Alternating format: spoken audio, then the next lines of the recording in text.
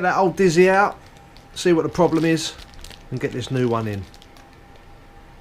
Right, get this moved round to top dead centre first. Engine's getting dusty, I'm telling you. I'm going to have to start covering this up more.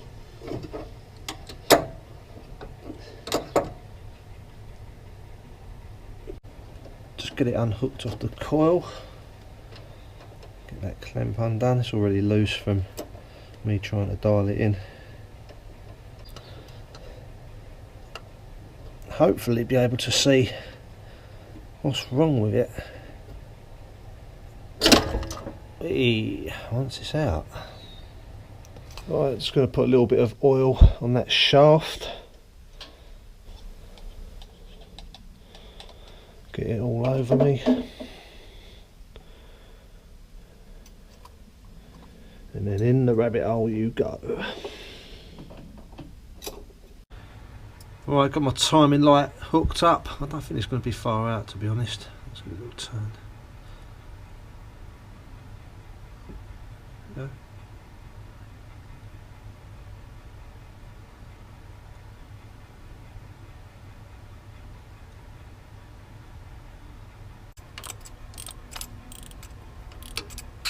There's the old Dizzy with that play in the shaft without taking it apart.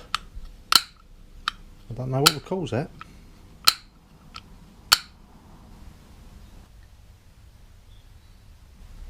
I do actually forget how much work that's gone into this underneath until I've taken the wheels off. And I've got it up on jack stands to do the valve adjustments, and I've just put them bump stops in. Now that entailed a little bit of heat with the old heat gun and some lubrication oil. Let's see what we can do. I've got myself some new fuel, a new battery. Let's try and crank it over.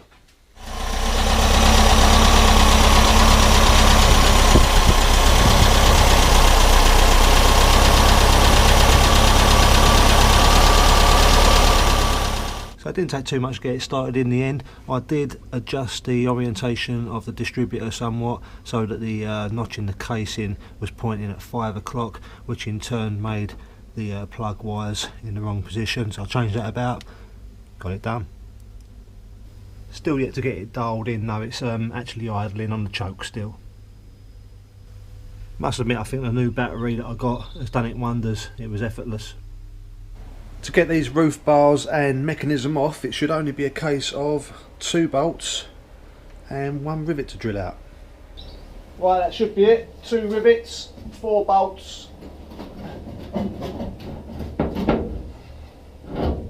Just got to find somewhere to put it now.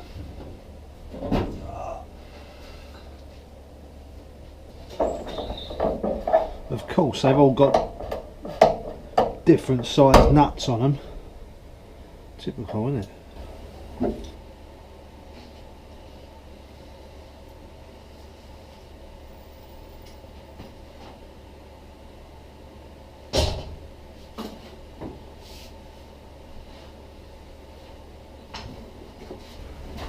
You can see where I've just put on a rust converter just on the rusty frame all the way around the bus, and it's already doing its thing. Look, it's just turning black where there was surface rust. Obviously I sanded it down beforehand.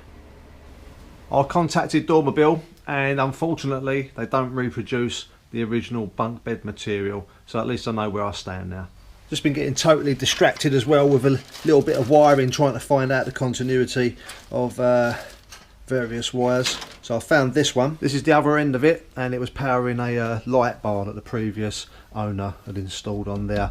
Now I've literally just found the earth side of it, done a little bit of digging, and it's up underneath there. Can't see that, it's up underneath where I believe that's an old interior light fitting. I've also just managed to get this old radio working, just hooked up the Live and the Earth to a 12 volt battery. It powered up, started playing a CD that was stuck in there.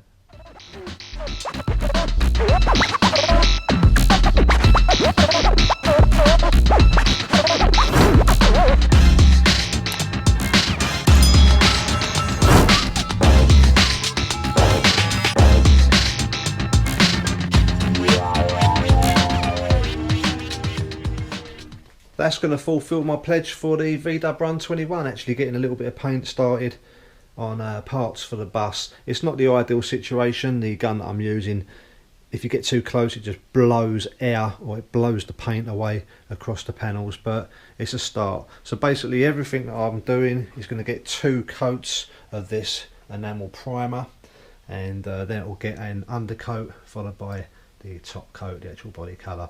But it's made a start. I can see where I need to rub down, etc. See where I might need to put a little bit more filler, but there we go. It also gave me a chance to test this extractor fan out.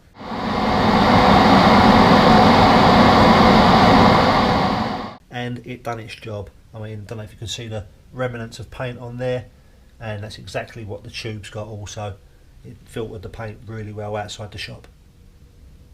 So now I'm basically stuck because I can't do any other dirty work because there's painted bits everywhere. So until the next time, make it better than it was. I'll see you on the next one.